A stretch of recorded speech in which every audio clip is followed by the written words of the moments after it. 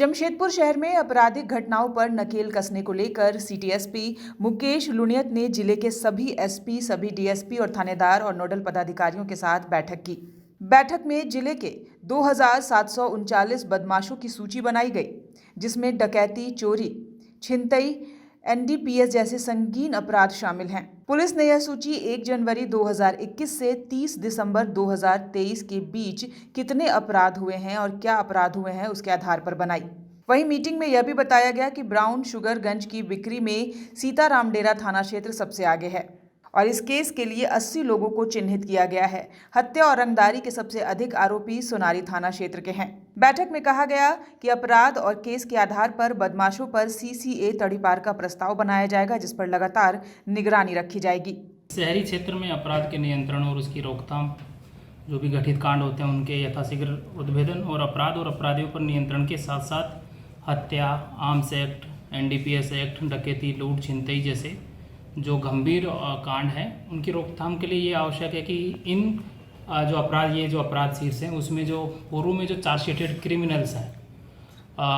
उसका सत्यापन किया जाए, उनको निगरानी रखा जाए और साथ ही जो भी नियमानुकूल उनके विरुद्ध जो थाना के स्तर से कार्रवाई हो सकती है, चाहे वो डोजियर खोलना हो, उसका सर्विलांस प्रोसीडिंग खोलना हो, सीसीए प्रस्ताव हो, या उसका अगर बेल के लिए गया है तो बेल कैंसिलेशन का प्रस्ताव हो, गुंडाबही में एंट्री हो या फिरारी पंजी में एंट्री हो, ये सब रिकॉर्ड अपडेट किए जाएँ और ताकि उसको और अधिक प्रभावी तरीके से निगरानी के अधीन रखा जाए। इसी के क्रम में जमशेदपुर नगर के सभी थाना अंतर्गत 1 जनवरी 2021 से लेके 30 सितंबर 2023 तक कुल 33 महीनों में इन 10 अपराध शीर्ष,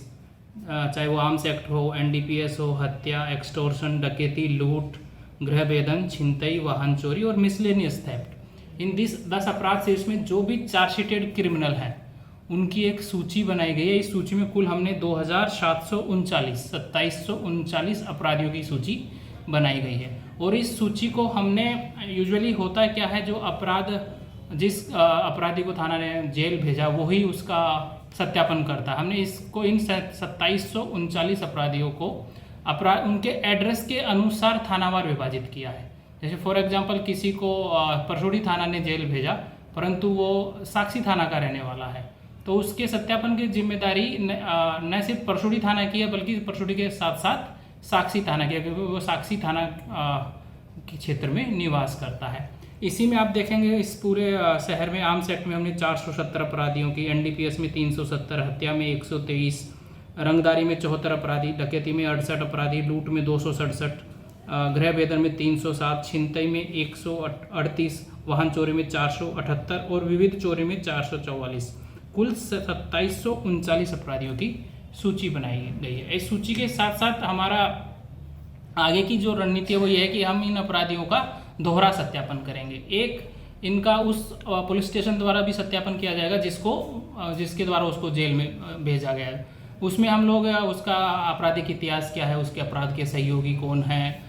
उसका एडवोकेट कौन है, उसका बेलर कौन है, उसका कन्फेशन को हम स्टडी करेंगे, उसका मोडस ऑपरेंडी क्या है, और अगर केस उसका ट्रायल के स्टेज पे है तो उसमें जो भी अभियोजन के पक्ष में जो गवाह है उनकी कैसे प्रभावी तरीके से गवाही की जा सके, इन सब चीज़ों पे उसमें आगे रणनीति बनाई जाएगी। दूसरा, उसका सत्यापन जो डे टू डे बेसिस पे किया जाना है वो जिस थाना क्षेत्र में रहता है, जिस थाना का वो निवासी है, उस थाना के द्वारा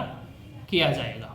भविष्य में ऐसी योजना है कि इन सबको हम, जैसे एक बार डाटा तैयार हो जाता है, बेसिक डाटा आ जाता है, सभी अपराधियों का अपराधीवार वर्गीकरण हो जाता है, उनकी मोडस ऑपरेंडी हम लोगों को पता चलती है, उसके सहयोगों का पता चलता है, तो फ्यूचर में हम लोग इसका एक कोई ऑनलाइन प्लेटफॉर्म के द्वारा, कोई ऑनलाइन ऐप या पोर्टल के थ्रू इसको हम लोग निगरानी में रखने की कोशिश करेंगे। न्यूज़ विंग के लिए जमशेदपुर से गंगाधर पांडे की रिपोर्ट।